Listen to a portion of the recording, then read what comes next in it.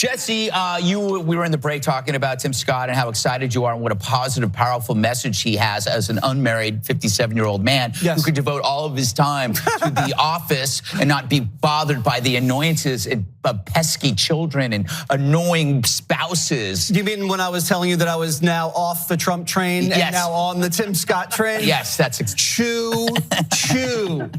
With all due respect, I don't understand the Tim Scott thing. Nice guy, but nice guys finish last. To me, he's just your average Republican senator. He votes with Republicans, and that's a good thing. But he's got a good personal story, and then the personal story kind of stops, and you don't know anything else about his personal story. You have a terrible personal story. I don't want to talk about his skin. I want to talk about the country. Can we just talk about the country? You want to talk about his muscles? What, have you seen him with the shirt off? He's in great shape. Is he really? He's in great shape. I think the problem here, Jesse's very cynical. He believes that the only people who should run for office are the ones who have it in the bag. So you just want. I don't even think he's a long shot. Let's put it that way. Jesse.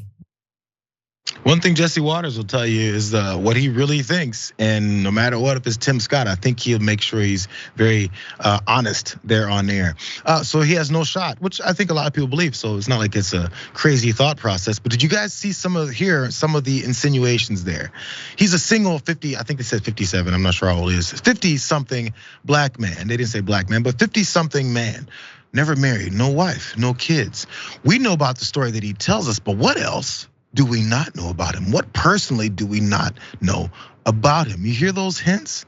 They're not the only ones doing it. Over on Newsmax, there was a host talking with Ted Cruz about Tim Scott now that he's officially announced for president.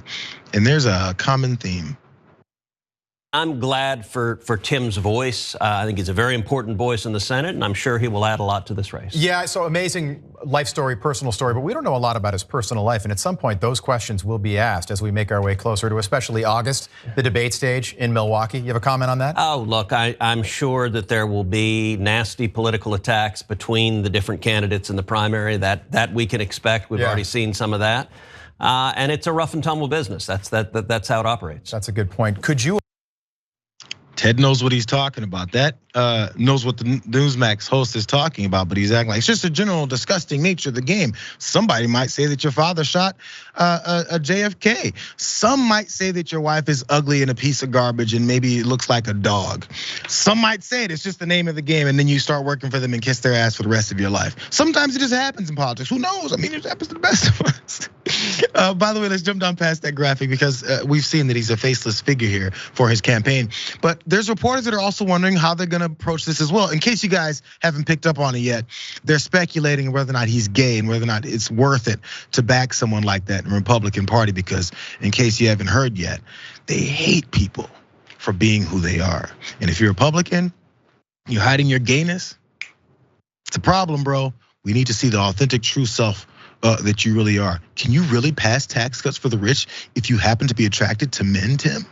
It's a problem. So let's see what more questions. Ben Terrace was wondering what he may ask. This is what he wondered may be going down. It says, Tim Scott will be the first presidential candidate I've ever asked about the status of his virginity.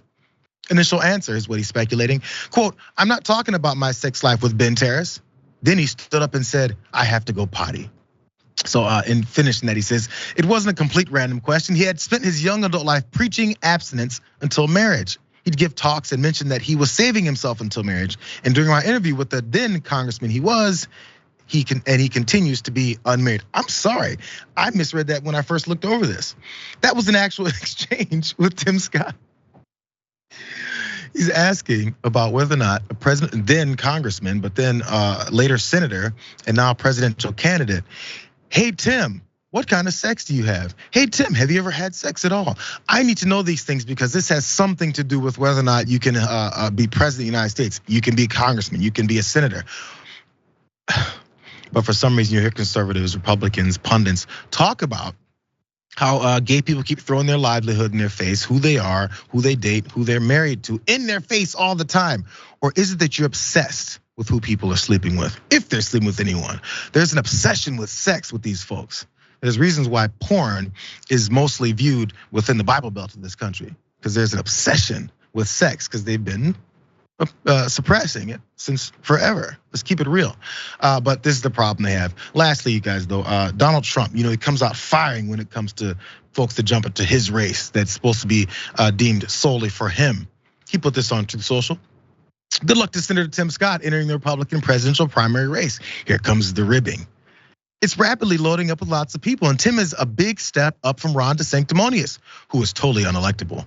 I got opportunity zones done with Tim, a big deal that has been highly successful. Good luck, Tim. Wow. I think Tim's potential theory here, or at least his purpose for doing this, might be getting in good with some of the front runners. Maybe he can be a VP candidate, because I don't know how much he truly believes he can break through and actually be the candidate or be the nominee for the Republican Party. We'll see. I'm sure he believes it to a point. We see this every time. It doesn't matter the political party. There's folks who jump in and we're like, oh, that person's running so they can maybe get a vice presidential nod. Maybe that's where he's going with this. So cool.